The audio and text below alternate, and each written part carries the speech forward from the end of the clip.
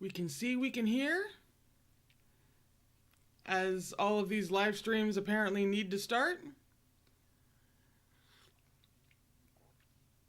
Should be ultra low latency, so that, hey, there we go. Hi guys. Yay.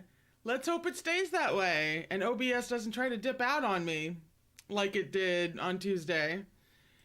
Hey.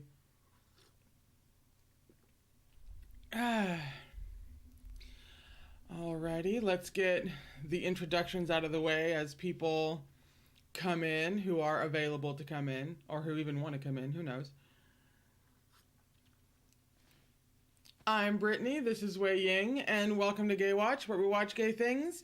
Today we are continuing the Yi City arc of the MDZS official English translation, and we pretty much, I think we got done with the fun stuff, and now we're headed for the absolute, unbelievable, unholy tragedy that is the rest of Yi City arc. But we're going to give it just a couple of minutes so that people can get in who are available to get in, and then we will get started. I have not read this book. I have seen The Untamed, and so far that's about it. I have not seen the Donghua, although that's coming. And the manhwa just got an official English translation that comes out in like December. Apparently it's not explicit, which, you know, okay, but we're still getting an official English translation of it, which is super exciting.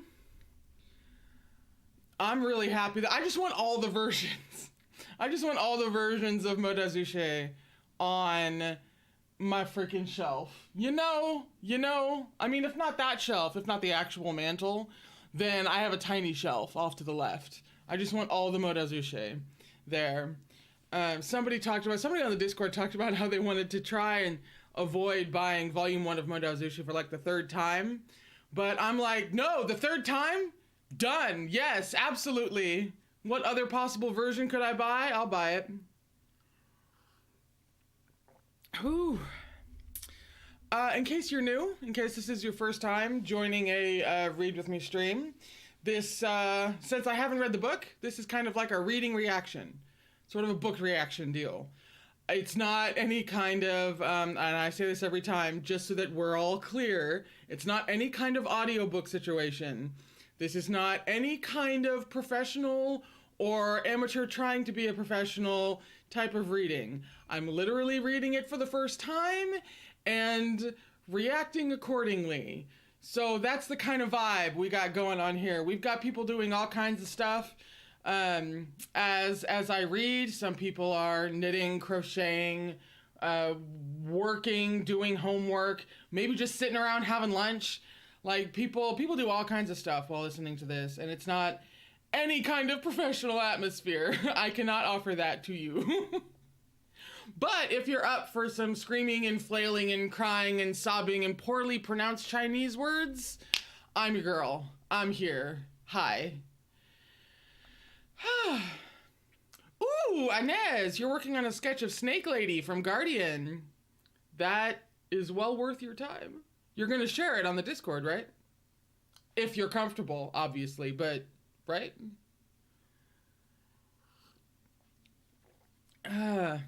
Yes, Jamie, the one specific fandom shelf. I'm actually looking for a bigger bookshelf to go in between the two windows I have right here, so that I can put more fandom shit in my room. I actually need to get going on the collage, the Untamed collage that I want to make. That's gonna go right back there above the mantle. That'll be all like nice and framed and stuff. I really need to get going on that. The problem is it's gonna be expensive, because it's basically just glorifying a bunch of Redbubble Untamed stickers into an artful arrangement, basically. And when you get enough of those, they add up.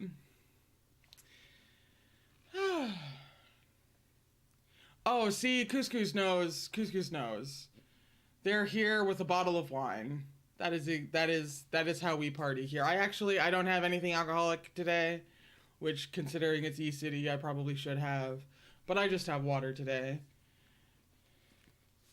We are at, hello, we're at the top of page 84 or 85. Hang on, let me verify. Oh, right. Yes. We were right at the point where Wei Wuxian basically went where he was needed, which was babysitting. And in the midst of everybody fighting, because, you know, he doesn't have a sword. Blah, blah. Yeah, and they were finally following, you know, that strange girl with the bamboo pole tapping. We're finally seeing where she went, because we got the idea that maybe she's not, like, trying to kill us. Maybe she's actually trying to help us.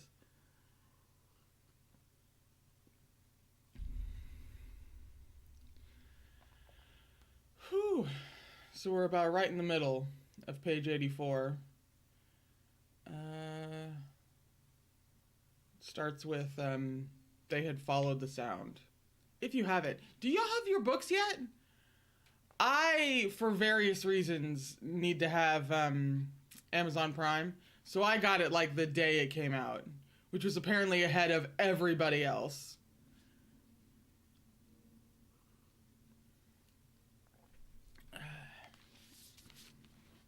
I mentioned it earlier. We're coming up. We're coming up on the next bit of art, which I should probably have my window up then so that when I show it to you guys, I actually show it to you guys. And I don't, like, show it off camera. That would be embarrassing. Ooh, can I do that? I can. Okay. Get into that spot where I can see you guys talking, but not have to see myself because I get distracted. It's just super weird. Alrighty, now that it's been a few minutes and people have been able to come on in, we're going to go ahead and get started. As previously stated, we're in the middle of page 84. Right smack dead in the middle of Yi City everything. I hope you're in the mood to cry, because that's what we'll probably be doing for the next hour and a half. Yeah. Okay.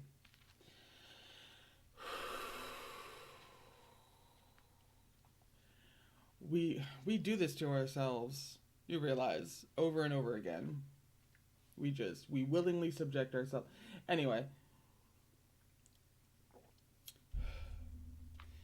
They had followed the sound of the bamboo pole for half an incense time, making many a turn, when the sound came to an abrupt stop ahead. Wei Wuxian extended an arm to stop the boys behind him and ventured a few steps forward. A lone house stood amidst the thickening evil miasma. The door of the house was already pushed open, silently waiting for this group of strangers to enter. Wei Wuxian had a hunch there must be something inside. Nothing perilous or life-threatening, but something that could answer some questions, solve some mysteries. Since we're already here, let's go in, he determined. He lifted his foot and crossed the threshold.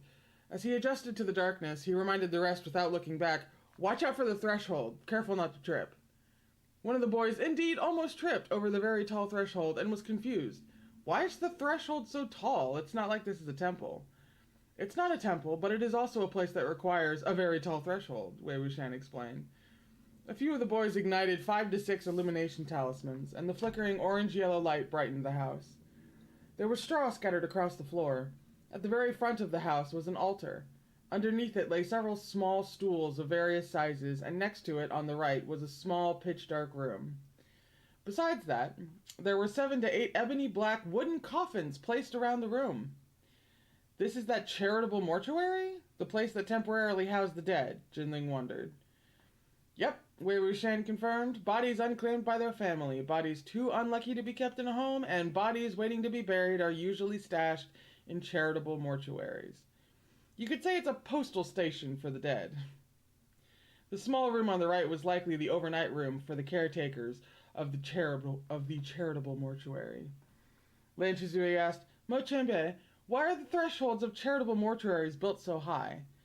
"To guard against corpses that have turned," Wei Wuxian replied. Lan Jingyi asked, looking blank, "Do taller thresholds stop corpses from turning?" They don't, Wei Wuxian explained, but sometimes they can stop turned corpses from getting out. That was my theory. I was like, you make it high because they can only shuffle, so then they just... It's kind of a hilarious mental image, but you know what I mean.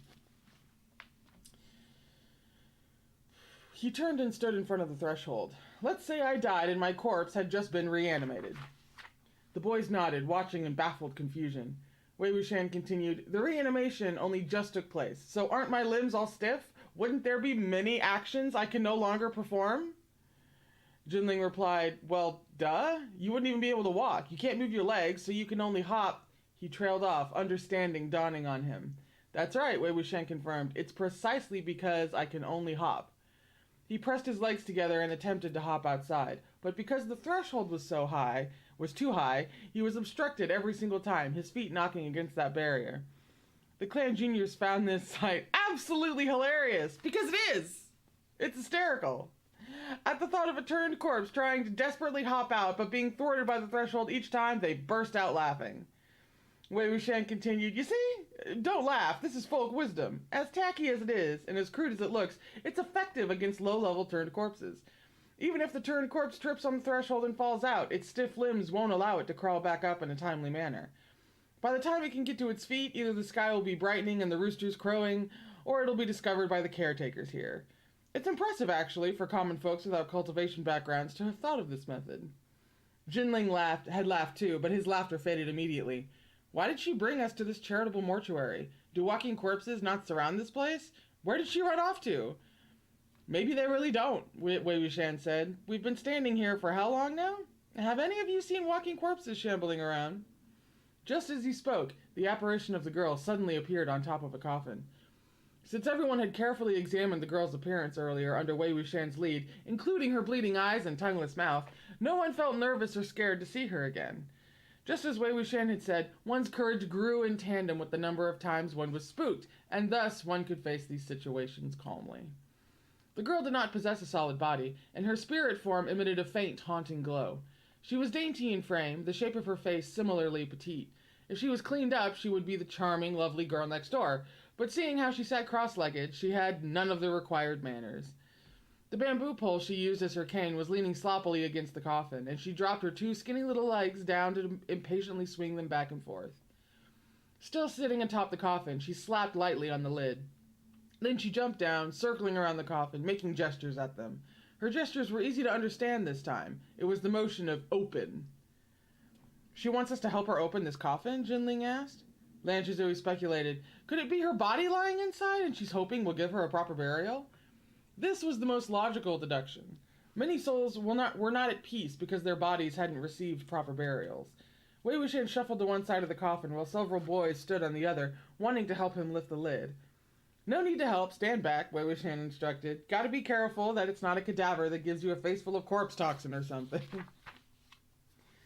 He lifted the coffin lid open by himself and threw it back, letting it fall to the ground.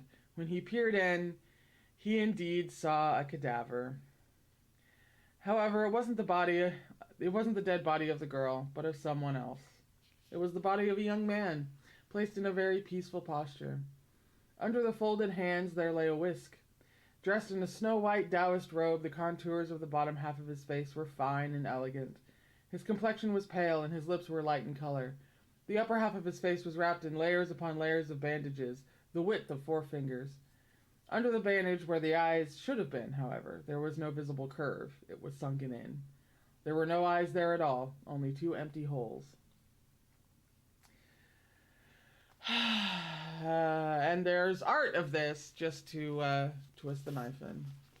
It's the next art. How beautiful. This is very thanks I hate it vibes going on right now.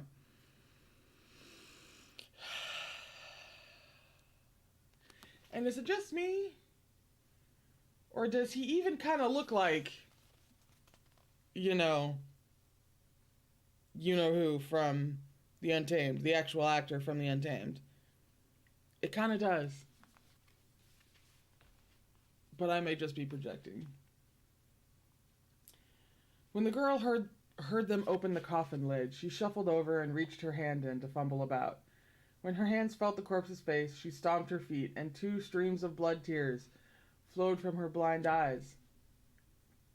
Everyone understood, without the need of any words or gestures. This lonesome corpse, placed in this lonesome charitable mortuary, was the real Xiao Xingchen. The tears of a phantom could not fall. The girl let her tears roll silently for a moment before suddenly gritting her teeth and rising to her feet. She ah-ah'd at them, looking pressed and furious, like she desperately wanted to tell her tale. "Should I use inquiry again?" Zhui asked. "No," Wei Wuxian replied. "We might not be able to guess the questions she wants us to ask. Besides, I think her answers would be very complicated, very hard to interpret." Although he didn't say, "You probably wouldn't be able to handle it," Zhui nonetheless felt somewhat ashamed. He inwardly resolved, "Once I get back, I must practice inquiry more diligently. I must reach Hang Wanjun's level and know everything by heart, be able to ask and answer at will, to interpret and understand immediately." "My son is okay." Lan Jingyi asked, "What do we do then?" "Use empathy, I guess," Wei Wuxian said. "Use empathy, I guess. Use empathy, I guess. Use empathy, I guess.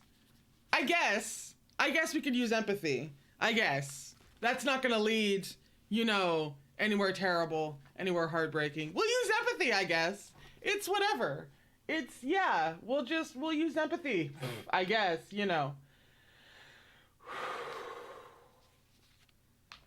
Every major clan had their own expert way of obtaining intelligence and gathering information from resentful spirits. Empathy was what Wei Wuxian was an expert at. His method wasn't as advanced as those other clans. Anyone could use it. He'd invite the resentful spirit to directly possess him, using his own body as a medium to plunge into the deceased soul's memories. He would hear what they heard, see what they saw, feel what they felt. If the soul of the deceased had particularly strong emotions, his own body would be affected by their sorrow, their rage, their elation, and so on. Hence the name empathy. So it's worse, basically, is what I'm hearing. It's fucking worse than the show made it out to be. And the show made it out to be pretty bad, but it's worse. But let's use it, I guess.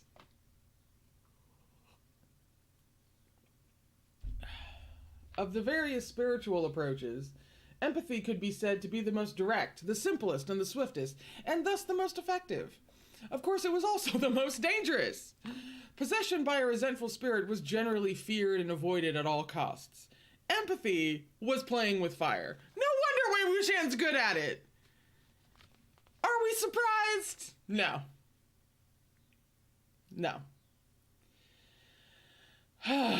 God, I'm so incensed. I lost my place. A single mishap would cause one to reap what they had sowed. This is fun. No, I'm having fun. If the resentful spirit changed its mind and took advantage of the situation, having your body be taken over was the best case scenario. Jinling protested, "That's too dangerous. Not a single one of those evil spells would..." Wei Wuxian cut him off. "All right, we're out of time. Stand in position, all of you, quickly. We still gotta go back to find Hang Wanjun when we're done. Jinling, you are the monitor." The monitor was an essential actor in the empathy ritual. To keep from sinking too deeply into the emotions of the resentful spirit and being unable to extricate themselves, the empathizer needed to agree on a signal with the monitor. Ideally, a phrase or voice the empathizer was very familiar with. The monitor would supervise the entirety of the session. As soon as they sensed the situation turning sour, they needed to act immediately to pull the empathizer out. Jinling pointed at himself. "Me? You want me to supervise you doing such a thing?" "If Jin Gongji won't, let me," Lan Zhui said. "Jinling, did you bring that silver bell?" Wei Wuxian asked. The silver bell was a signature accessory of the Jiang clan of Yangmeng. Jinling had been raised by two families, staying at the Golden Carp Tower of the Jin clan of Lanling half the time, and at the Lotus Pier of the Jiang clan of Yangmeng the other half. Thus, he should have things from both families on him. Sure enough, though he looked immensely doubtful, he took out a quaint little bell. The Jiang clan's insignia, the 9-petaled lotus, was engraved on its body. Why is this making me emotional? If this is making my throat close, I am in for the next hour of existence. Boy, let me tell you. No. We're fine. Wei Wuxian stared at the silver bell for a moment. Jinling sensed something strange about that look and asked, "What?" "Nothing," Wei Wuxian said, and took the bell, passing it to Lan Shizui. "The silver bell of the Zheng clan of young men can steady the mind and bolster clarity. Let's use this as the secret signal." Jinling snatched the bell back. "I'll do it." Lan Jingyi snorted, unwilling one second, willing the next, turning sunny or gloomy with caprice, a temper befitting a young mistress. Wei Wuxian turned to the girl. "Come, enter." That girl wiped her eyes and face, then hurtled herself into his body and forced her entire soul inside. There's a sentence! Wei Wuxian slowly slid down along the coffin as he sank to the floor. The boys hustled together and dragged a bunch of straw over to cushion him, while Jinling clutched the bell tightly, his thoughts indiscernible. When the girl came crashing in, Wei Wuxian suddenly thought of a problem. This fucking man. It's not until another soul is crashing into and joining with his body where he's like, "Oh shit, I forgot that one thing that could be horribly disastrous, that one problem. Oops." Ugh. This little girl is blind. If I empathize with her, won't I be blind too? Unable to see a thing? The investigation won't be as effective. Whatever, listening is pretty much the same.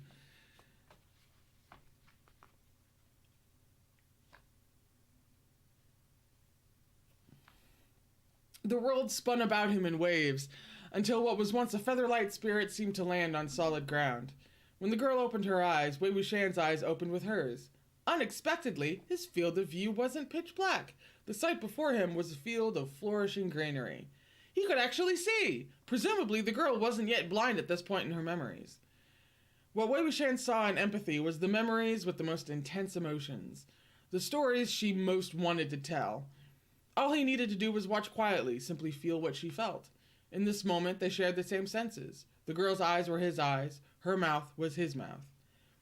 This girl sat by a small stream, using her reflection in the water to groom herself. Although her clothes were tattered, she still needed to keep up with the basics of tidiness. She tapped out a beat with the tips of her toes, humming a small tune as she did her hair, but no matter how she coiled it, she seemed to find it dissatisfactory. Wei Wuxian felt a thin wooden hairpin poking about here and there in her locks. Suddenly, she looked down at her own reflection in the water. Wei Wuxian's line of sight followed. Reflected in the stream was a young girl with a heart-shaped face, curving to a pointed chin. There were no pupils in the young girl's eyes. They were a blank field of nothing but white. Wei Wuxian thought, she clearly looks blind, but I can see right now? Having done her hair, she dusted off her behind and leapt to her feet, picking up her bamboo pole as she went.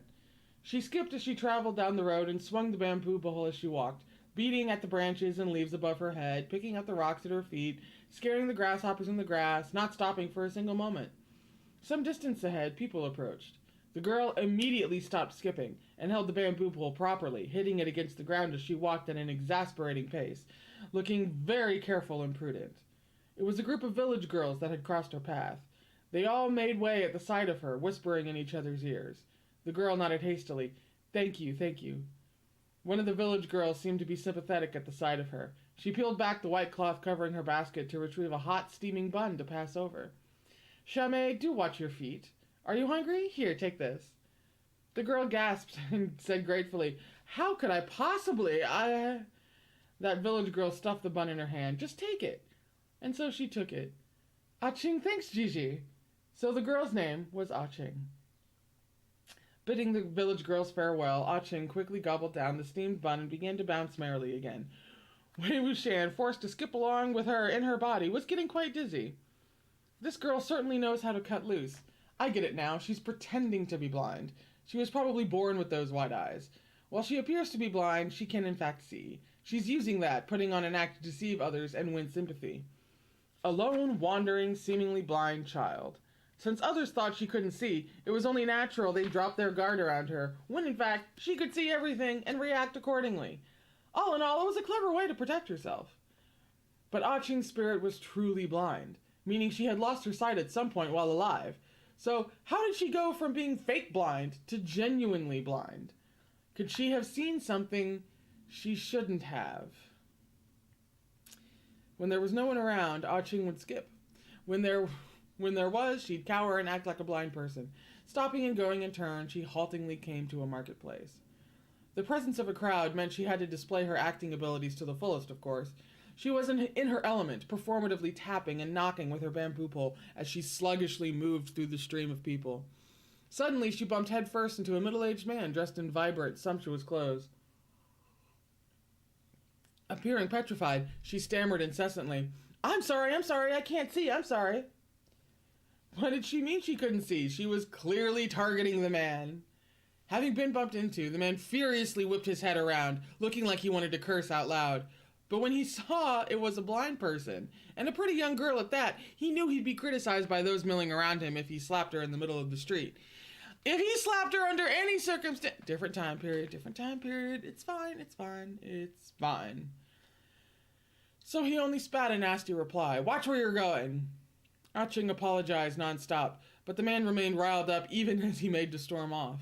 He reached out to give A-Qing's rear end a crass, hard pinch.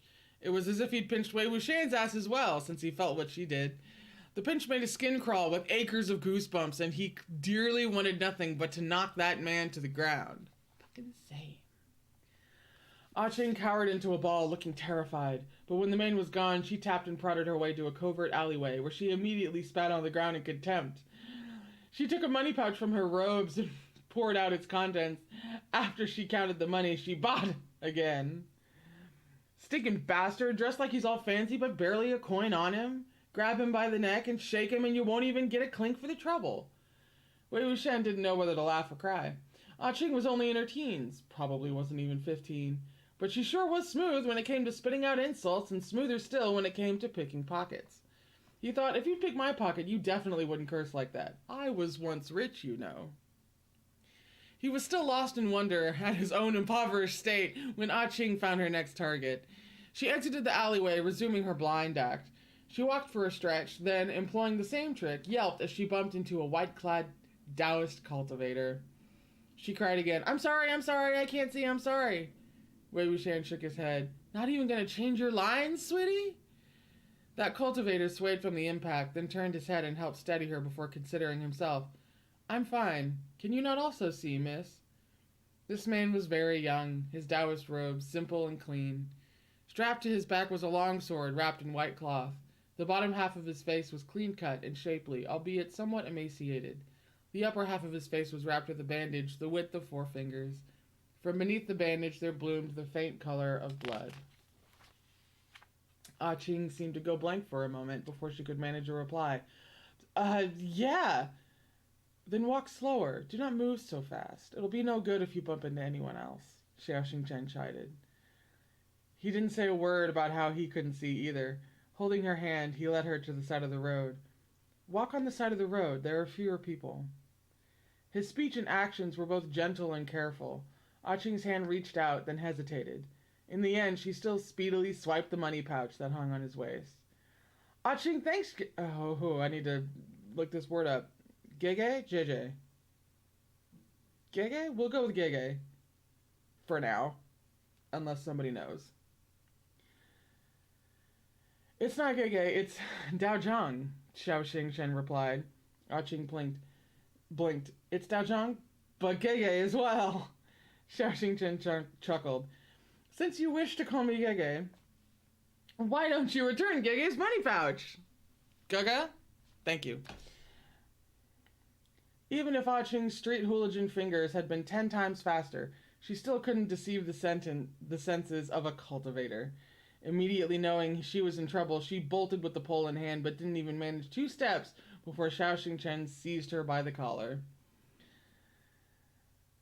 Did I not say to not run so fast? What if you bump into someone again? A-Qing struggled and fought. Her mouth moved, upper teeth biting down on her bottom lip. Wei Wuxian thought, oh no, she's gonna yell harassment. Just then, a middle-aged man whirled around the street corner in a rush. When he saw A-Qing, his eyes lit up. Swearing and grumbling, he stalked over. I've caught you, you little tramp. Give me back my money. The cussing wasn't enough to exhaust his anger. He raised a hand to slap her, and A-Qing shut her eyes and hunched in fright. Unexpectedly, the strike was stopped before it could land on her cheek. Please keep calm, sir, Xingchen said. Is it not improper to treat a little girl like this? A-Qing cracked her eyes open and sneaked a peek. Though the middle-aged man had obviously put a great deal of force into the blow, his hand was, seemingly effortlessly, held in place by Xingchen. He couldn't move an inch. The man was clearly nervous, but he remained stubborn. You're blind ass butting in out of nowhere? What, are you trying to act the hero? For what? Is this little tramp your lover? Do you know she's a thief? She stole my money pouch. Since you're shielding her, you're a thief too. Xingchen was restraining the man with one hand, while his other held A-Qing by the scruff. He turned his head to her. Return his money. A-Qing quickly dug out the bit of money in her robes and handed it over. Xingchen released the middle-aged man, who counted the coins and then peered at Xingchen. The amount was correct, and it was clear the cultivator was no one to mess with, so he could only leave, shamefaced. You've got such nerve, Xingchen commented, to think you dare go around stealing when you can't see. A-Qing bounced furiously. He felt me up. He pinched my butt. It hurt, you know? So what if I took a bit of his money? Such a big pouch with so little in there? How is he not embarrassed being so mean trying to hit people, penniless bastard? You were the one who bumped into him and made a move with your sticky fingers. Now he's the one at fault? Such flawless logic, Wei Wuxian thought. Xingchen shook his head. If that were the case, it was even more reason for you not to provoke him. If no one else had been around today, this would not have ended with a single slap. Look out for yourself, miss. He then turned and walked off in a different direction. He didn't even ask for his own money pouch back, eh? Wei Wuxian thought. This shishu of mine sure was kind to the fair sex. A-Qing clutched the small money pouch she had stolen and stood there dumbly for a while. Then she suddenly stuffed it in her robes and chased after Xingchen, still knocking around with her bamboo pole, until she ran headfirst into Xingchen's back, so he had to steady her again. Is there something else? Your money pouch is still with me, A-Qing exclaimed. You can have it, Xingchen assured her. There isn't much in there, but don't go stealing again before it has been spent.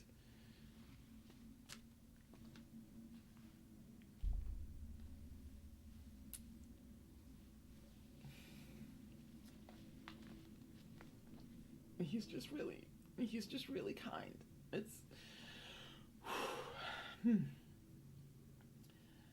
I heard that stinking penniless bastard cursing at you, so you're blind too? A-Qing asked.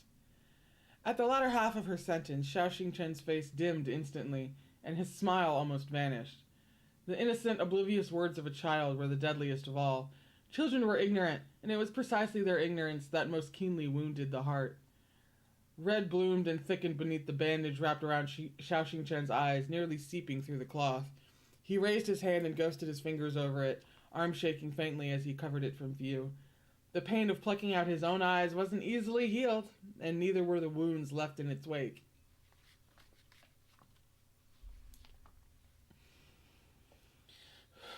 A-Qing, thinking he was just dizzy, declared happily, Why don't I tag along with you from now on? Xingchen gave an arduous smile. Follow me for what? Are you going to become a Taoist priestess? You're a big blind, I'm a little blind. Oh. If we travel together, we can watch out for each other. I've got no dad, no mom, and nowhere to stay. Why does it matter who I go with or where I go with them? She was very clever. Afraid Xingchen would reject her, and quite certain he was a good person, she added threateningly, If you don't take me along, if you reject me, I spend money real quick. I'll spend every penny in no time, and then I'll have to steal and cheat again, and I'll get the beating of a lifetime and completely lose my wits. How awful would that be, huh? Xingchen chuckled. You are such a clever little thing. You would be the one tricking people into losing their wits. No one could beat the wits out of you. Having watched this scene, Wei Wuxian realized something interesting. With the real Xingchen present for comparison, he could tell that the impostor played by Xue Yang had truly been a remarkable imitation. Other than his appearance, every detail was vivid and accurate. Oh, sorry, I just got it. I just caught on. My bad. Let's reread that bit, shall we? With the real Xiao Xingchen present for comparison, he could tell that the imposter, played by Xue Yang, had truly been a remarkable imitation. Other than his appearance, every detail was vivid and accurate. If someone told him Xue Yang had been possessed by Xiao Xingchen at the time, he'd believe it. I hate her. I hate her. I hate MXTX. I hate her. Ooh. Ooh. Mm-mm.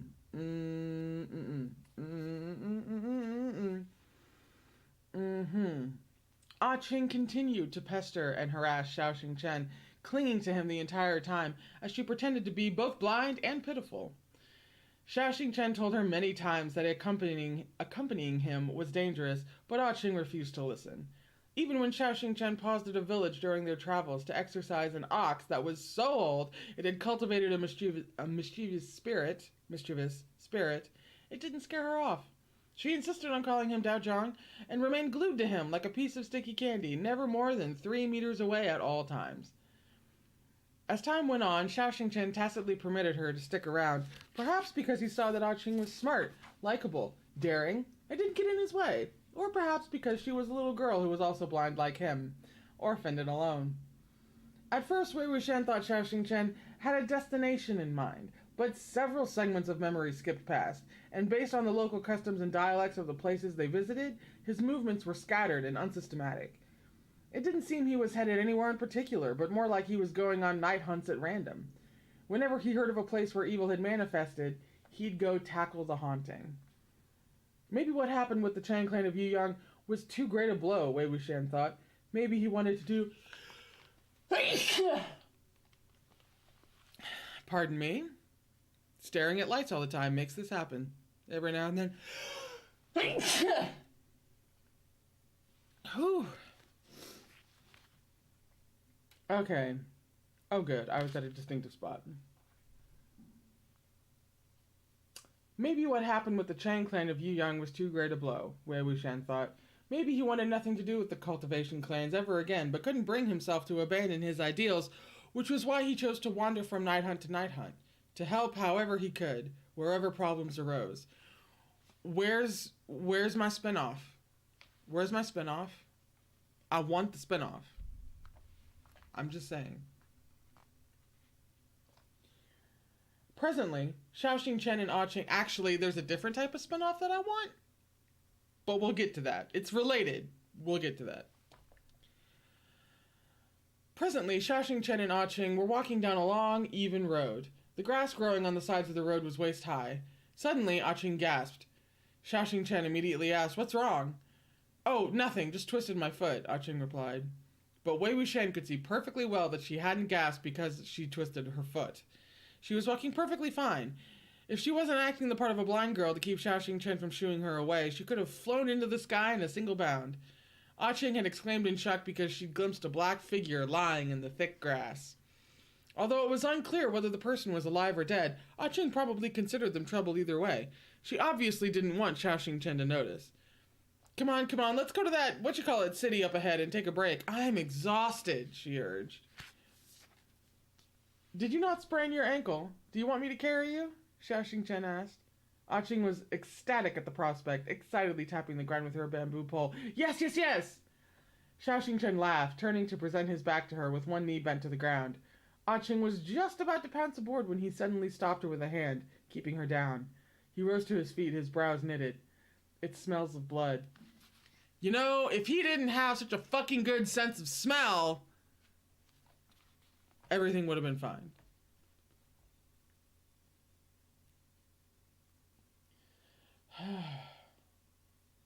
I'm still mad.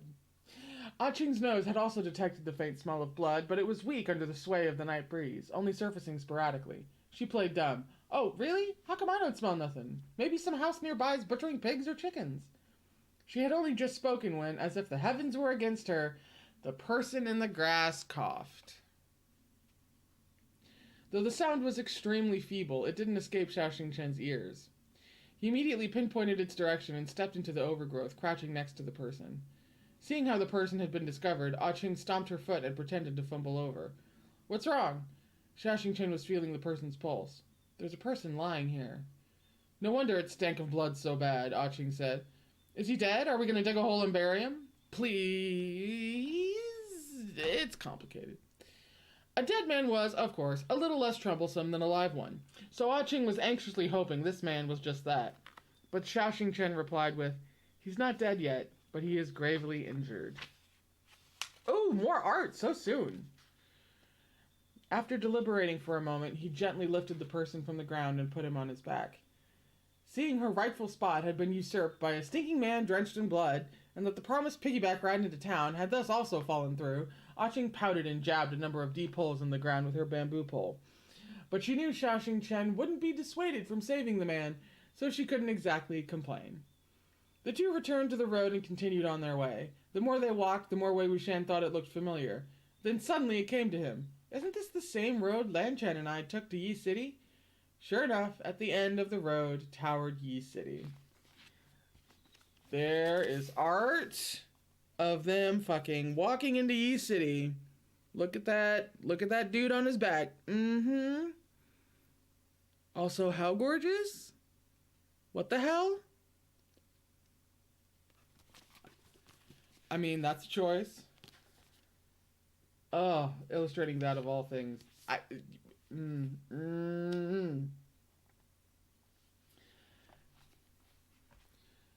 city gates weren't quite as run down at this point in time. The corner watchtower was in perfect shape, and there was no graffiti on the city walls. When they passed through the gates, the fog was thicker inside, but the difference was imperceptible compared to the suffocating miasma of the present. Candlelight shone from the doors and windows of the houses on either side, and there was the murmur of human voices. While still rather desolate, there were signs of life. Bearing a heavily wounded, blood-soaked person on his back, Xingchen must have been well aware no inns would accept guests like them. He didn't bother asking around for overnight lodging, but instead inquired directly with the approaching night watcher as to whether there were any unused charitable mortuaries around. There's one over there, the night watcher told him. The old caretaker passed away last month, so there's no one managing it right now. Irony. Seeing Xingchen was blind and would have trouble finding his way over, he voluntarily led them there. It was the very same charitable mortuary that now has Xingchen's corpse after his death. After thanking the night watcher, Xingchen carried the injured man into the overnight chamber on the right. It was a mid-sized room with a cot, pots and pans, and other such cookware. He carefully laid him on the ground, then took a pill from his Changkun pouch and pushed it past the man's tightly clenched teeth. Okay. A-Qing felt around for a bit, then exclaimed happily, There's so many things in here! There's a pot! Is there a stove? Xingchen asked. Yes! A-Qing, why don't you find a way to boil some water? Be careful not to burn yourself. A-Qing pursed her lips and got to work. Xingchen felt the man's forehead, then took out another pill for him to swallow. Wei Wuxian really wanted a closer look at the person's face, but A-Qing, obviously uninterested and extremely irritated, refused to spare him a single glance. Once the water boiled, Xingchen slowly washed the blood from the man's face. A-Qing stole a curious sideways glance and let out a soundless huh. The reason for her huh was that once the man's face was washed clean, he was actually fairly good-looking. At the sight of his face, Wei Wuxian's heart sank. Just as he suspected, it was Xue Yang.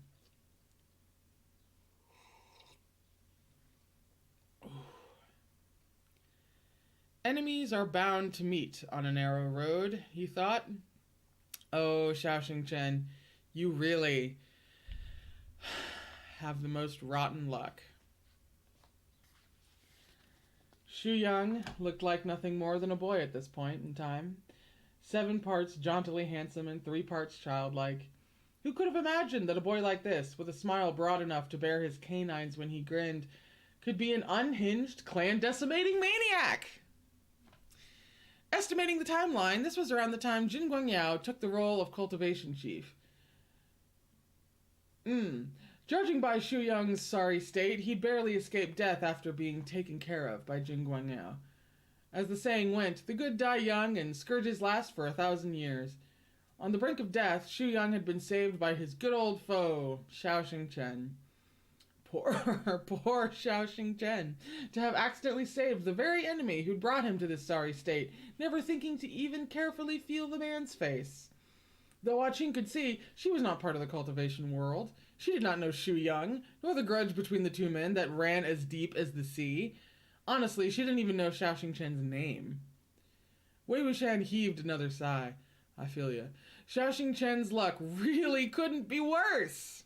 It was like he decided to single-handedly shoulder the weight of all the ill fortune in the world. I hope MXTX was fucking proud of herself when she wrote that. Just then, Xue Yang wrinkled his brows.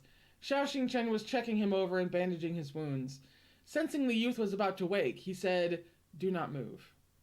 Xue Yang, being someone who'd done plenty of bad things himself, was naturally more vigilant than most.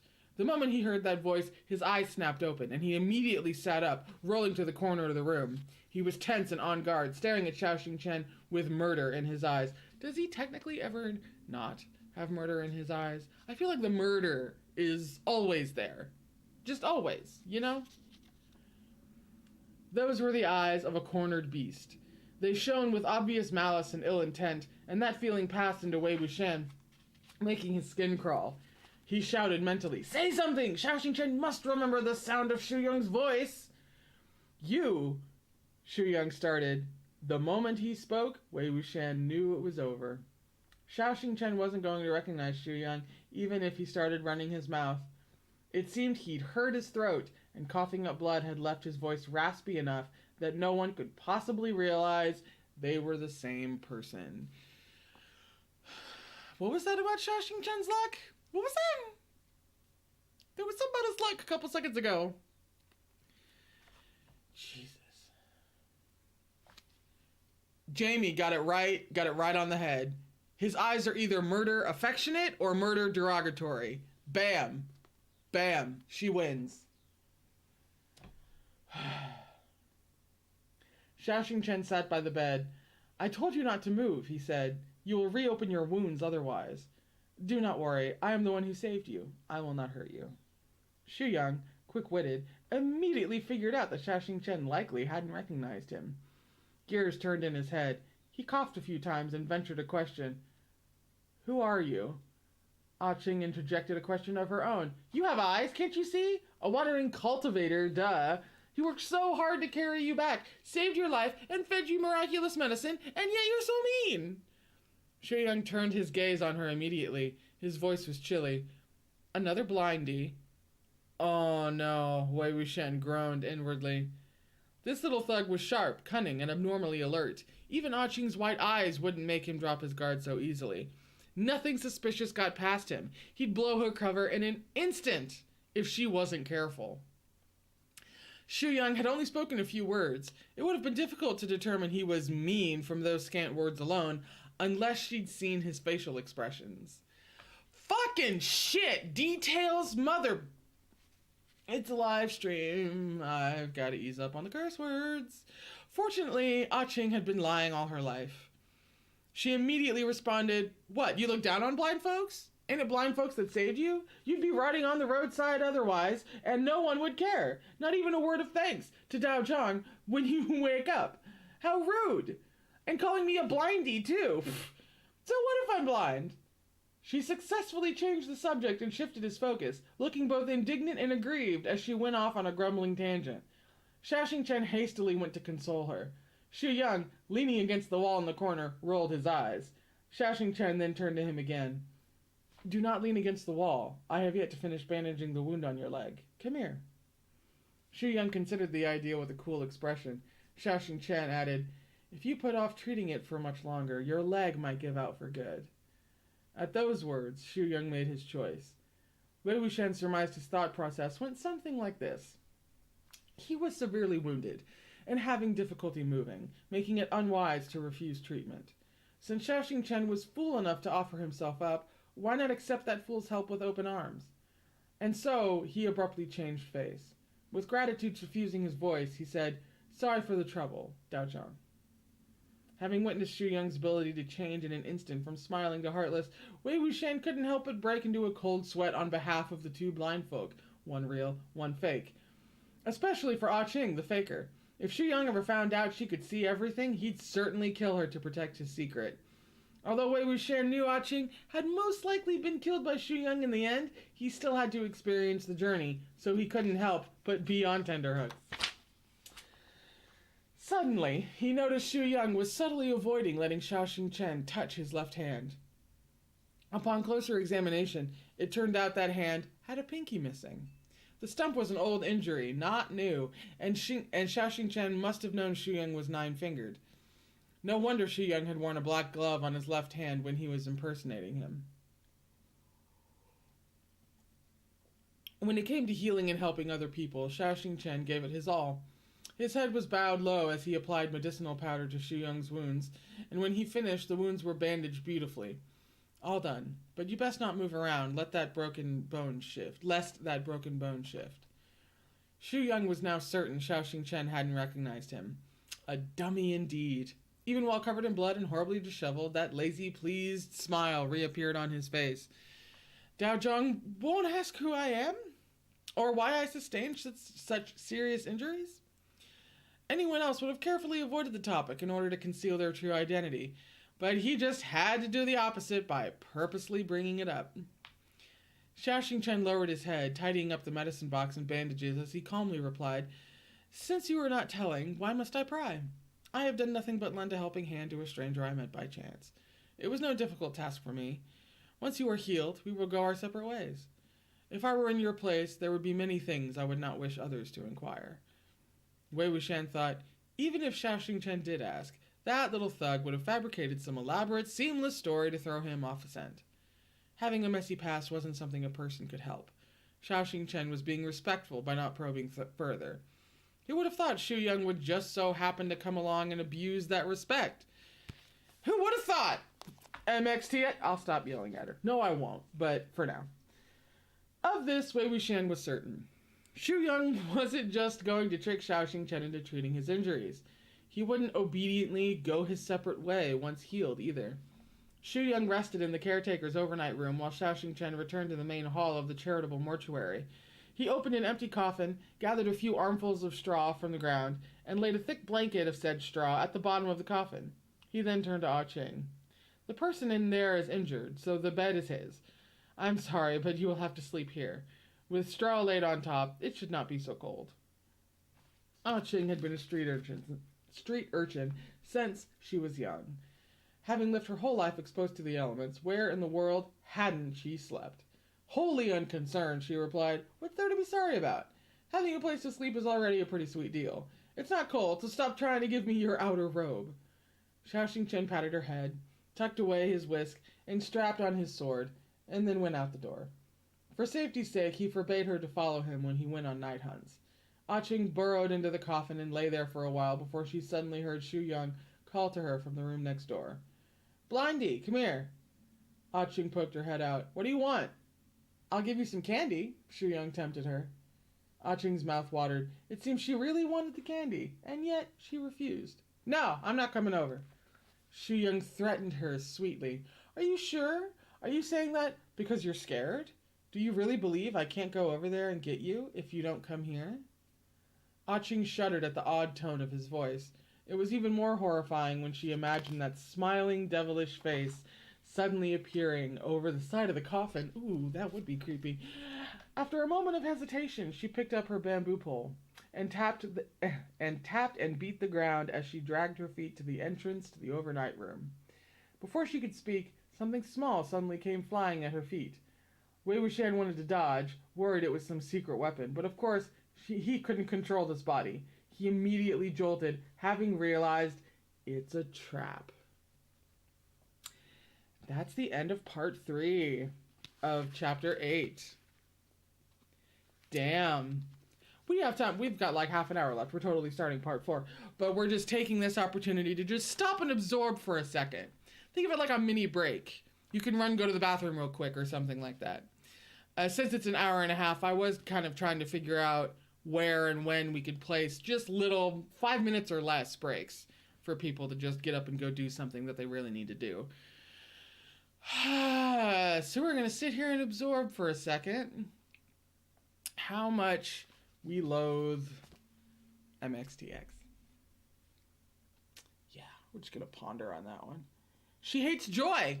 She does. She hates joy and innocence and all things good and right and fair and just in the world. Whew.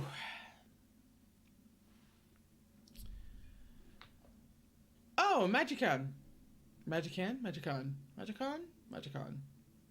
Just got out of a meeting. I'm glad you could make it. Meetings generally suck. MXTX loves to make us suffer. Like, truly, I feel, loves. Like, derives a significant amount of joy from robbing it of others. That is true. It is nice to read along with other people. Kind of more like communal suffering. Although not as sad as that sounds. Oh, absolutely. MXTX is a total literary sadist, and I both loathe and admire her for it. I mean, the way she has set up basically everything in this book. The way she has just set up the dominoes to knock them all down is absolutely ridiculous and astounding and painful and hurtful and hurts my feelings and everybody else's. But it's so good. It's so damn good. Ablaze. If anything, we should be grateful she didn't make it worse. Yeah, I don't even want to ask the question, how is this worse? How could you possibly make this worse? Because she would come up with something. And I don't want to know what the hell that is. I really don't. Man, I also need better eyeliner. You know, Anji, you say it hurts even more on a reread. I've only seen the show, but it's been pretty damn faithful to the Yi City arc. It's been pretty damn faithful in general, but it's been pretty faithful to the Yi City arc. And so just, knowing everything on a reread, on a second experience, is indeed a whole lot worse. Because you pick up on everything that she dropped so perfectly, so neatly through the story that you couldn't have picked up on otherwise. I aspire to that level of literary sadism. Absolutely. Doesn't mean I can't curse her name, though. Well, maybe someday, once I commit some literary sadism of my own.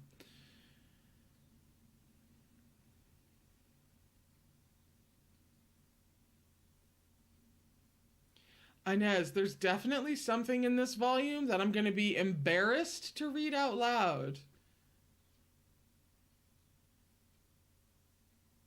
So would that be like... I'm just theorizing. Don't tell me. Embarrassed to read out loud. Are we thinking I'm going to be embarrassed to read explicit scenes? And there's somehow going to be explicitness in this volume? Or is it something like really silly and kind of stupid that I would be embarrassed to read out loud for secondhand embarrassment? I figured it's probably one of those. I don't know how I'm going to handle reading explicit content aloud. So far, thanks to Kinporsche, I have now experienced watching explicit content in a reaction, but I have yet to actually read anything out loud. So I don't know. Maybe I'll have to skip it. Maybe I'll just relish every single line with you guys and just be shameless about it. I legitimately don't know. It could go either way. Oh no, Aya, don't tell me that. You think Modazushi's sad? You wait for TGCF? No. Of course, TGCF is like twice as long, right? It really is like double the word count, so you know. I wouldn't be surprised. You give her that much extra time and she's just gonna pack it in. She's gonna pack in all the fucking tragedy she can.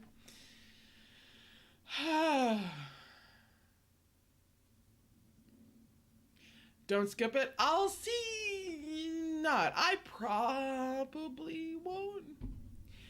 If it's like really stupid, maybe. But I don't think she has, if memory serves, there's really nothing, there's at least nothing in the Untamed. There was really nothing that was like secondhand embarrassment, like some really silly comedy bits or anything like that. But who knows? Yeah, see, Gina, the more pages you give MXTX, the more pain she gives you. Okay, I believe that. I do. Yeah, MXT, she doesn't really write stupid. Now that I'm saying it, she doesn't really write like stupid or embarrassing like little bits of humor in her stuff. Which, I mean, I appreciate, because that's not my sense of humor either. But you never know. Maybe there's something like really gross. It's probably explicit. Probably. I don't know. Will a live stream let me read explicit stuff out loud? I'll have to look into that. Anyway, break time's over. Time to revisit the pain. We are at... I haven't been keeping you updated with the page numbers. I'm so sorry. Just realized that. We are at page 111. It is part 4 of chapter 8.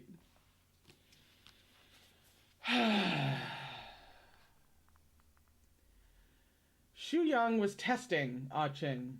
If she was really blind, she wouldn't be able to dodge that thing. But A-Qing was a veteran faker, and shrewd to boot. When she saw the object come flying at her, she didn't bat an eye. She neither dodged nor evaded, but let it hit her in the chest before she jumped back. "Hey, what'd you throw at me?" she exclaimed furiously. His plot thwarted, Xue Yang replied, "Candy, duh, for you. I forgot you were blind and couldn't catch it. It fell by your feet." A-Qing humphed and crouched down, feeling around quite believably until she found the candy. She'd never eaten anything like this before. She swallowed hard, gave it a quick wipe, then popped it in her mouth and happily crunched away. Xue Yang lay in bed on his side, propping his cheek up on one hand. "Is it yummy, Blindy?" "I have a name, and it's not Blindy," A-Qing said. "You won't tell me your name, so I've no choice but to call you that," Xue Yang retorted. "Listen up, my name is A-Qing," A-Qing said. "Don't call me Blindy again."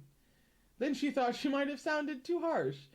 Afraid she'd wind up setting him off, she immediately changed the subject. "You're so weird, all covered in blood, so heavily wounded, but yet still carrying candy on you." Xue Yang chuckled gleefully. "I've loved sweets ever since I was young, but I never got to have any. I could only watch other people eat them. So I thought to myself, one day if I make it big, I'll always keep more candy on me than I could ever eat."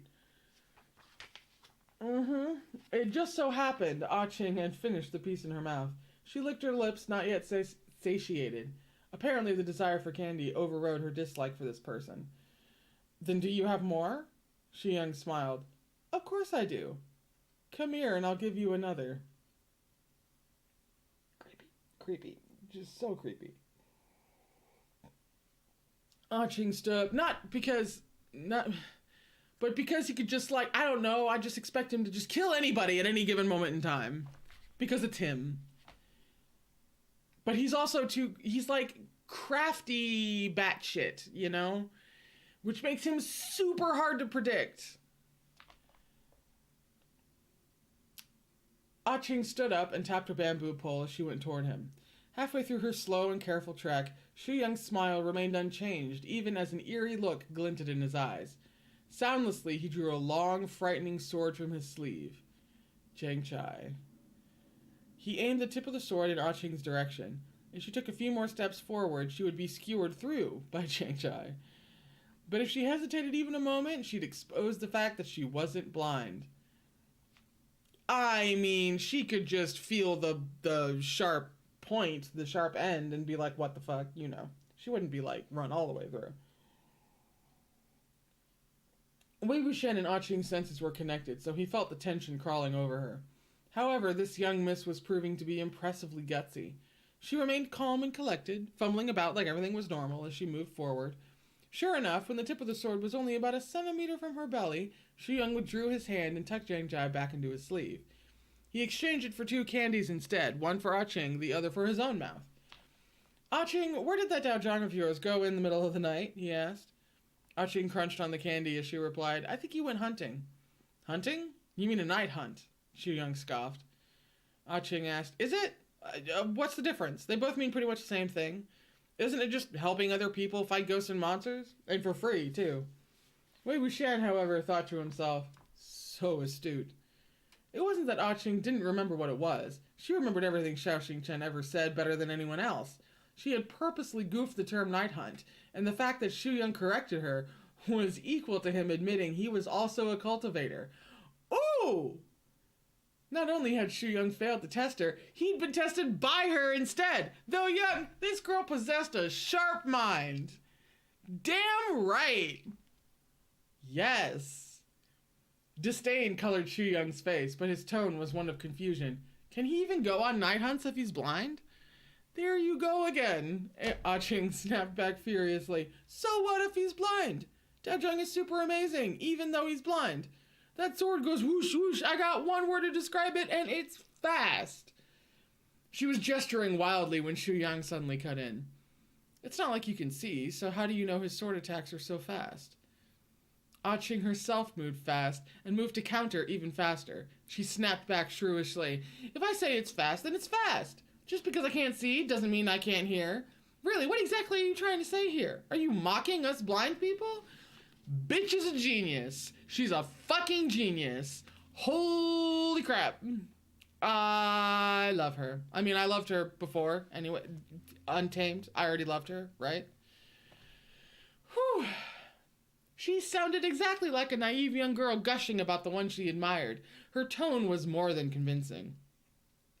At this point, all 3 of his attempts to probe her having been fruitless, Xue Yang's face finally relaxed. He was probably now convinced that A-Qing truly was blind. For A-Qing, however, alarm bells were sounding. The next day, Xiao Xingchen brought back some wood, straw, and tiling materials for roof renovations. The moment he entered, A-Qing quietly tugged him back outside to whisper complaints for a good while. She told him how suspicious Xue Yang seemed, how he clearly shared Xiao Xingchen's profession, but kept hiding this and that. She told him how he couldn't be a good person. Unfortunately, she must have determined Xue Yang's missing pinky to be of no significance, and thus didn't mention the most critical point. Xiao Xingchen appeased her concerns. Since you have already taken his candy, stop trying to chase him off. He will leave on his own once he's healed. No one would want to stay with us in this charitable mortuary. That was certainly true. There was only a single bed in the shabby place. Thankfully, there had been no storms, or the roof would have been an issue too. No sensible person would want to stay here. Unfortunately, we're talking about Xue Yang.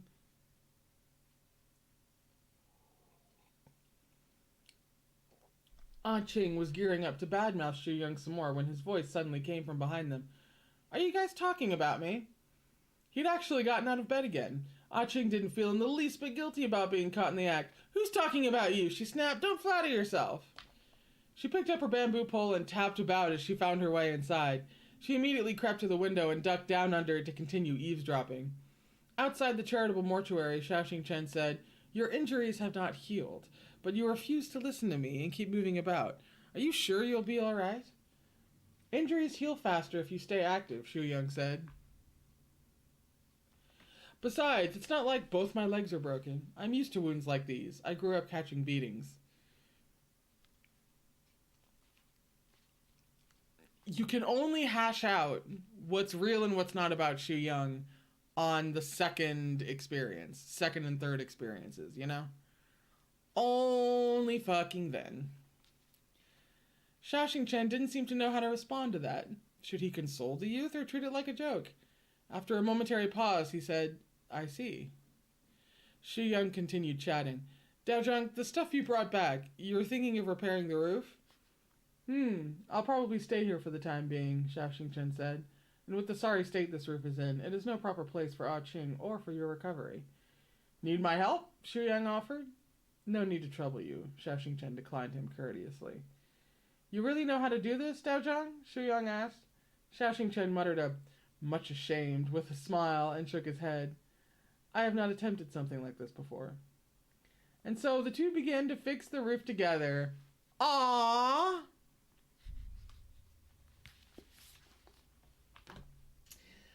One worked while the other directed. Xue Yang was eloquent and quite the wisecracker, with a wit that carried the wild and crude tone of the streets. It was likely Xingchen rarely crossed paths with people like him. It was also clear he was easily entertained. It didn't take much to make him laugh. Listening to their merry conversation, A-Qing soundlessly moved her lips. When carefully observed, she seemed to be hatefully hissing, "I'll beat you dead, you bad man." She's got the right instinct. Wei Wuxian felt the same way A-Qing did. There we go. Xue Yang was gravely injured and had almost died. It wasn't hard to surmise his old score with Xingchen had set the violence in motion. The hatred that existed between the two of them was irreconcilable. Xue Yang was probably desperate to see Xingchen die a violent death, bleeding from all 7 apertures and resting in no peace whatsoever, and yet he could still joke around with him like this. If Wei Wuxian really had been the one hiding under the window, he would have killed Xue Yang first and asked questions later to prevent the calling forth of future disasters. And he would have been fucking right. Unfortunately, this wasn't his body, and even if she had the heart, A-Qing was powerless. More art! You're kidding! Oh, hello. Hang on, let me see if the page describes it. About a month later, Xue Yang was pretty much recovered under Xingchen's attentive care. Other than a slight limp, he had no major issues. However, he still hadn't brought up the subject of leaving and continued to squeeze into the charitable mortuary with the other two. Who knew what he was scheming? One evening, after Xingchen had tucked A-Qing in and was about to leave on a night hunt, Xue Yang's voice suddenly came forth. "Dao Zhang, how about taking me along tonight?" Though his vocal cords must have healed by now, he purposefully continued to mask his voice, changing his normal timbre to a different octave. Xingchen smiled. "That won't do. I laugh whenever you speak, and if I laugh, my sword will not be steady."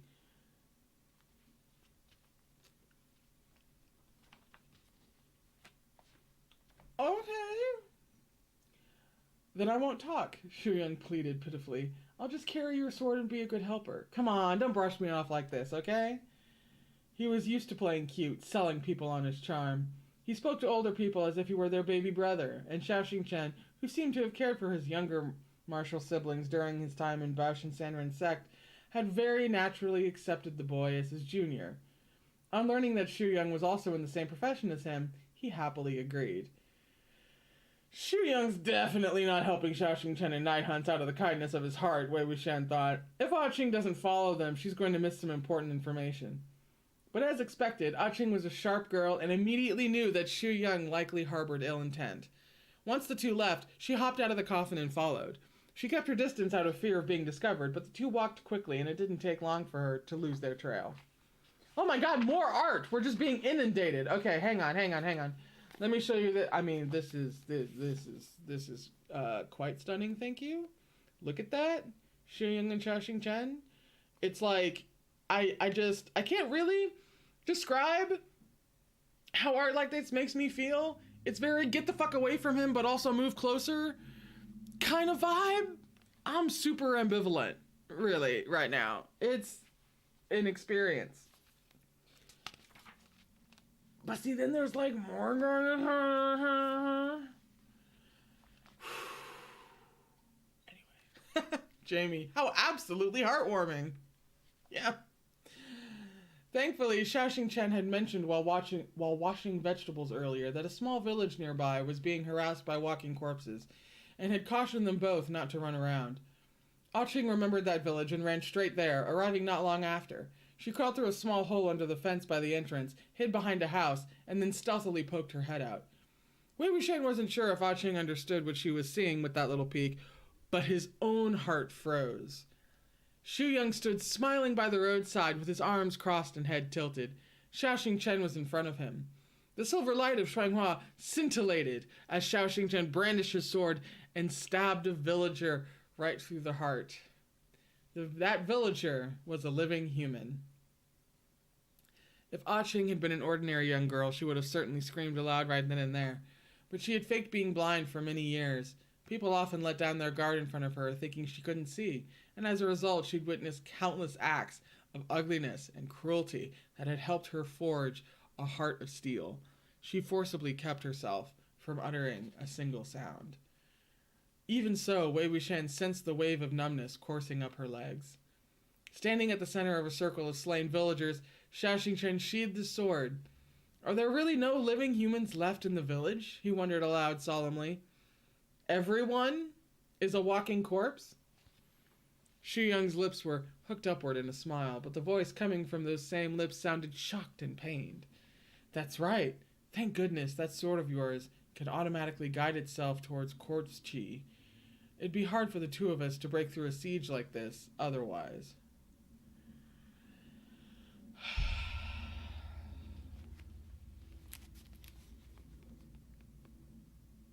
Yeah. He can get the fuck away from him now, basically. That's where you're at. From one page to the next.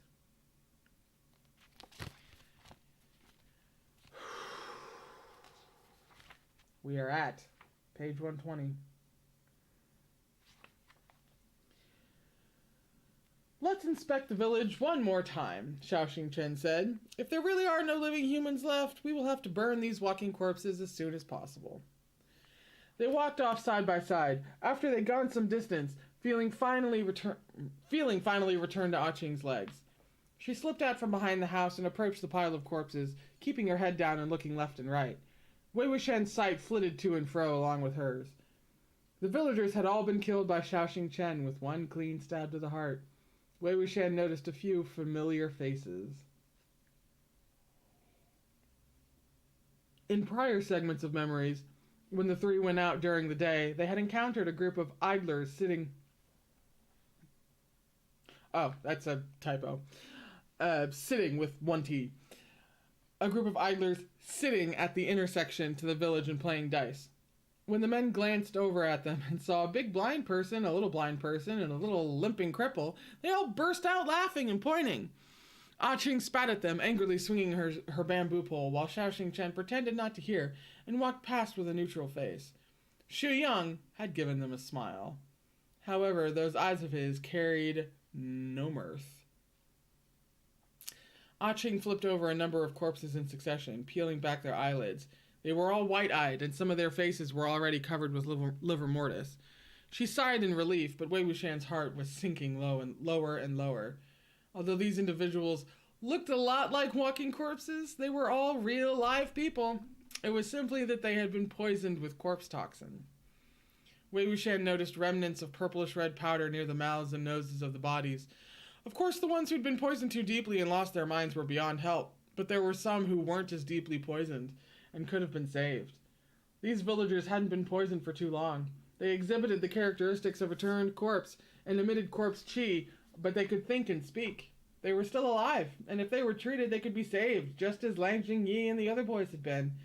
Killing them in error was no different from slaughtering the living. They should have been able to talk, could have proven their identities, could have called for help. But the awful thing was that someone had cut out their tongues beforehand. Every single body had blood drooling from their mouth or dried by the corners of their lips. Although Xiao Xingchen couldn't see, Xuanhua could point him in the direction of corpse chi. Since the villagers had no tongues and could only cry out strangely in a way that made them sound like walking corpses, he was certain that was what they were as he killed them. Xue Yang was a complete maniac. Killing by proxy, repaying kindness with hatred, a vicious backstabber. A-Qing didn't understand such intricacies, however. What meager knowledge she had was derived from things Xiao Xingchen mentioned offhand. That bad man, she mumbled to herself. Could he really be helping Dao Zhang? Don't believe Xue Yang so easily, Wuxian thought. Absolutely do not.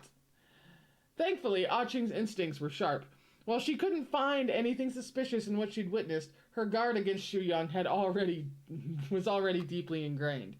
She instinctively disliked him. She couldn't relax around him, and so whenever Xue Yang went with Xiao Xingchen on night hunts, she'd secretly follow. Even when they interacted under the same roof, she stayed constantly on her toes. One evening, while the wintry wind howled, the three of them squeezed together by the shabby hearth in the small room for warmth.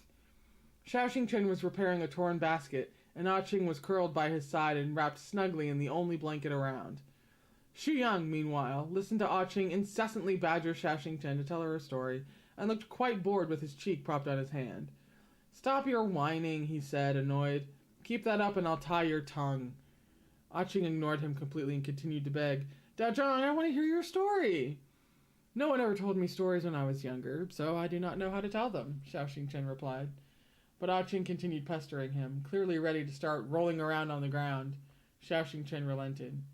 "All right, let me tell you a tale from the mountain." A-Qing said helpfully, "Once upon a time there was a mountain, and up on the mountain there was a temple?"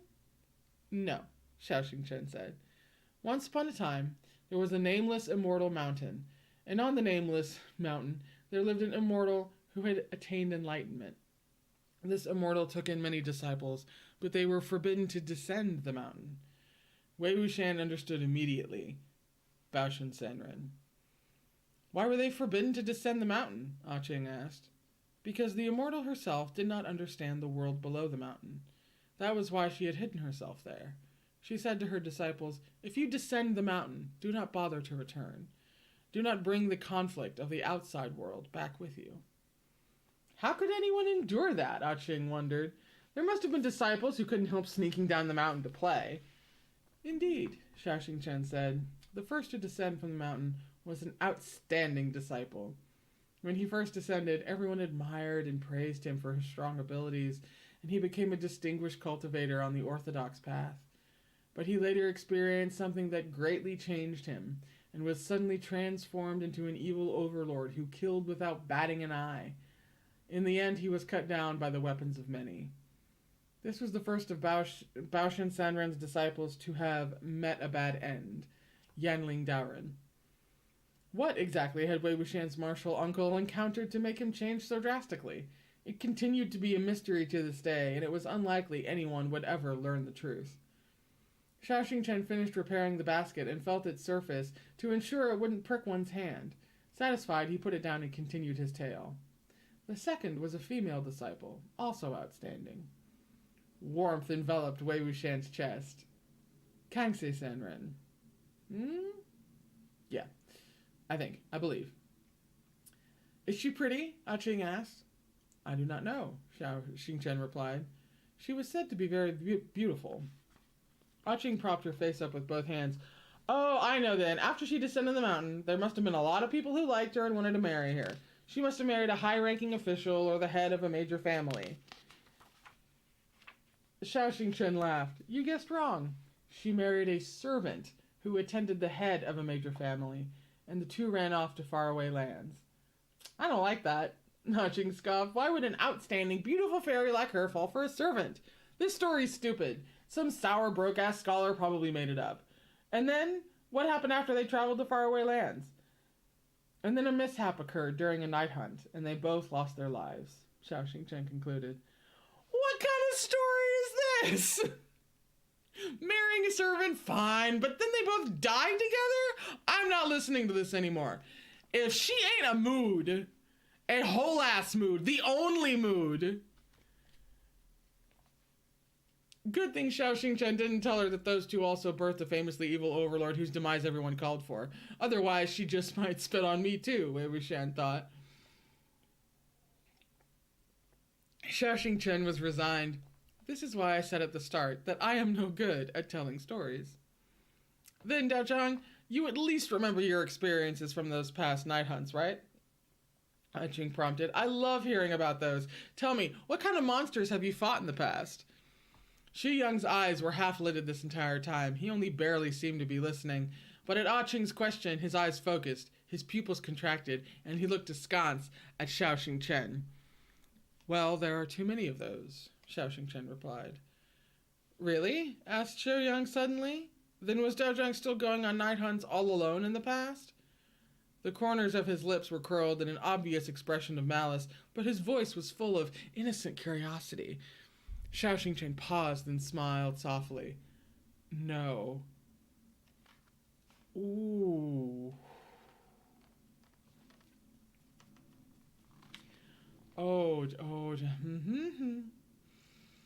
Ah-Qing was interested now. Who else was there? This is gonna hurt my feelings, isn't it? It's gonna give me the queerness that I desire, but it's gonna hurt my feelings. That should be the tagline under anything by MXDX. Okay. This time, Xiao Xingchen paused even longer. It was a good while before he replied, "Oh."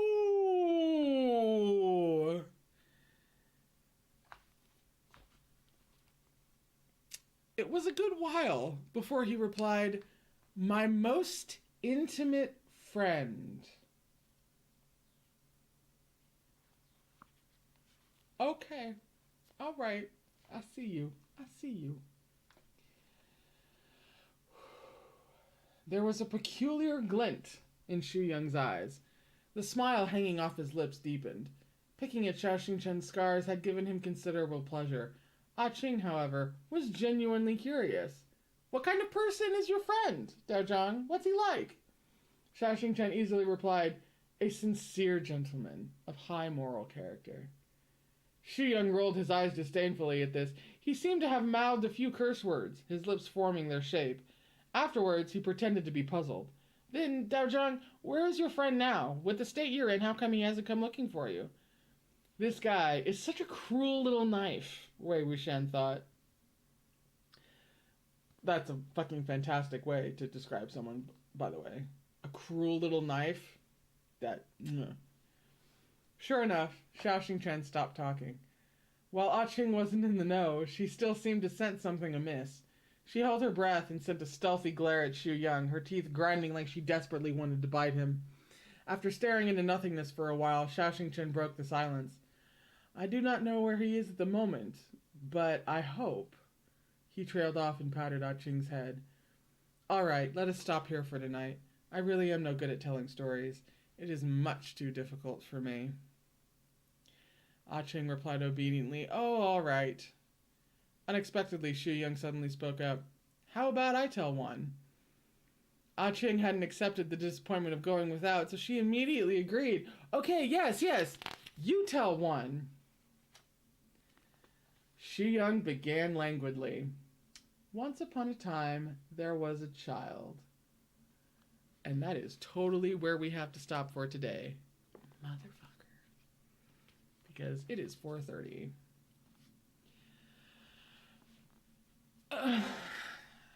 Damn, I really should have gotten something to scream into.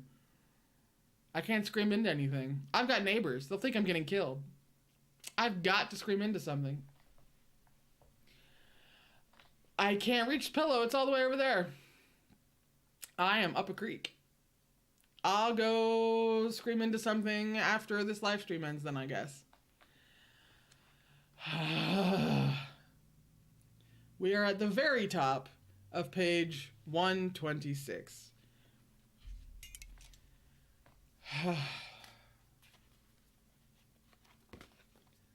I cannot. Cannot. Absolutely not. No.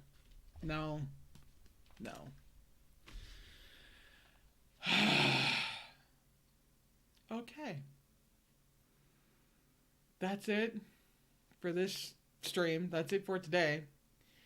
We did about as many pages as we did last time. I think an hour and a half just kind of generally means we cover about 40 pages, which is pretty good time, actually. I predicted last time we'd be about a third of the way through at the end of this.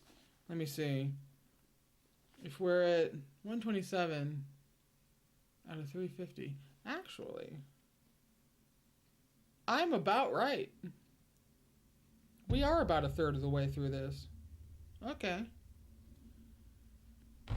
I feel like the entire first half is going to be Yi City. And then we'll move on to other things. No, I feel like there's still, we still have a long ways to go, I think. So if it's not just like the first half, then maybe like 2/3 of this might be Yi City, and then like the last third might be whatever's beyond that. But oof, we are making great time. That's actually pretty fantastic. I think an hour and a half is the sweet spot. I think this is the perfect kind of length. An hour and a half, and somewhere in the middle we take a couple minutes to, you know, drink some water, go to the bathroom, that kind of stuff. I feel like that's good. That's a really good length. Not too long, not too short. You get to make good time, but you don't have to. It works real well.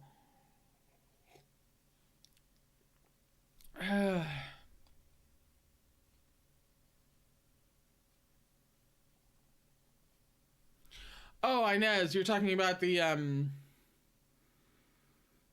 embarrassing, quote unquote, whatever that means, scene. Isn't in this one, but is in volume 3 or 4. I thought, please do correct me if I'm wrong, I thought there were only going to be 3 volumes of MDZS, which surprised me even at the time, because I was like, how is that gonna happen? But there's more than 3 volumes for this, yes? Or is it just 3?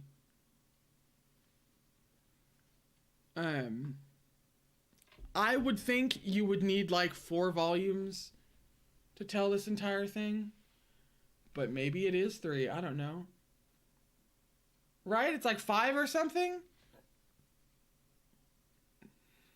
I don't know where I got the impression that it was just gonna be 3 volumes, but I remember very distinctly getting that impression. 5 or 6, yeah. Because, like, if they're spending this much time just on Yi City, there's no way that they could get to the end by the end of volume 3. Especially if they're all going to be about 350 pages.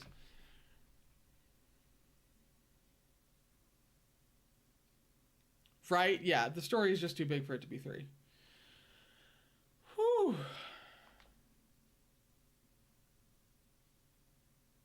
We're all like 5, 8, 7, 6. I'll have to check. Or I guess double check, really. Yeah, meanwhile, TGCF is just never going to end. TGCF is just going to be double whatever MDZS winds up being, because I know that that's about what it is. TGCF is almost literally double. Just checked! Thank you, Mia! 5 volumes. Awesome. Volume 3 comes out this fall/winter. I don't know if we have a release date for that, though. We might by the time we actually finish this volume on streams. On the last streams, you know, we might have a release date if we don't already have one. Oh, Chris, yeah, go to sleep. If you're falling asleep, go to sleep. We're at the very ass end of the stream.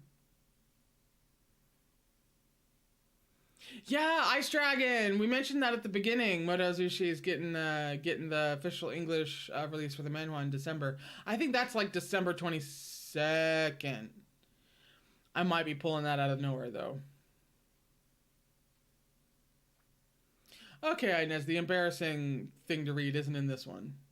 Gotcha. I mean, I figured we're gonna run into explicitness somewhere.